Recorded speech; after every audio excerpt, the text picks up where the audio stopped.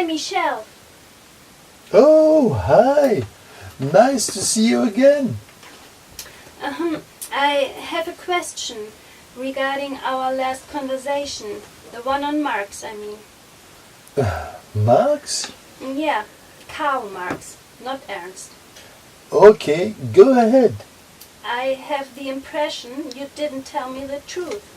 At least you said very little, in fact too little, about your own references to Marx. Really? Yeah, I have reread some of your texts, and I found this here, where you say, and I quote, "It is impossible at the present time to write history without using a whole range of concepts, directly or indirectly linked to Marxist thought, and situating oneself within a horizon of thought which has been defined and described by Marx. One might even wonder what difference there could ultimately be between being a historian and being a Marxist." Oh, that one. But that's only a rather general argument.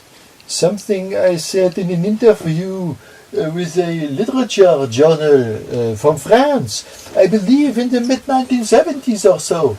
Correct, but I also came across another, more extended statement, this time from one of your major works, namely The History of Sexuality. In the first volume, you draw a close connection between the development of capitalism and the emergence of biopower. I quote, "Biopower was without question an indispensable element in the development of capitalism. The latter would not have been possible without the controlled insertion of bodies into the machinery of production and the adjustment of the phenomena of population to economic processes." I'm not sure what you want. In our last conversation, I told you that it is possible to read Marx as something like a critical vitalist. Apparently, this is precisely what I did. And if I recall it correctly, it did not even start with the first volume of the History of Sexuality in 1976, but somewhat earlier, in Discipline and Punish. It's somewhat strange, no?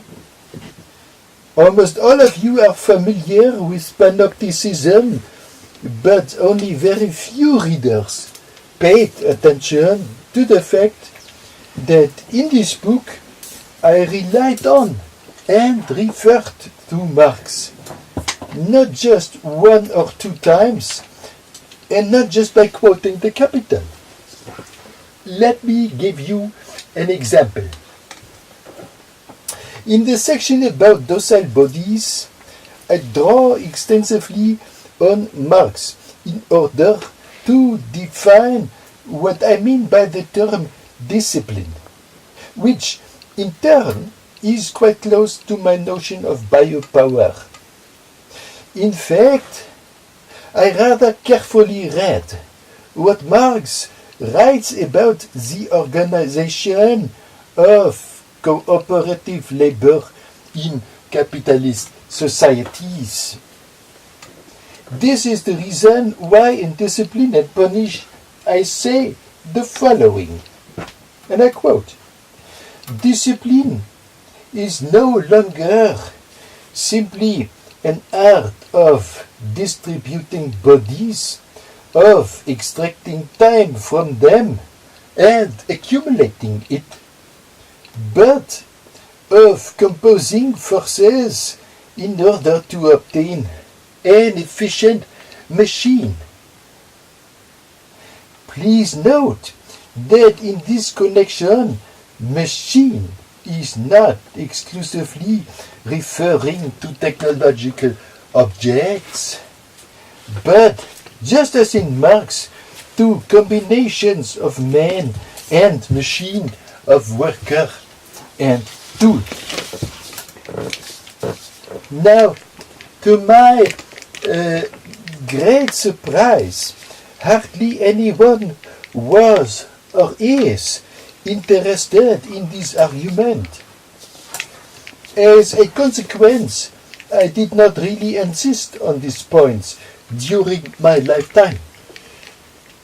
Except for a talk I gave in Brazil in the early 1980s, in The Mesh of Power, I highlight that when you're interested in understanding the productivity of power, you should not just rely on Bentham and his model of the panopticon.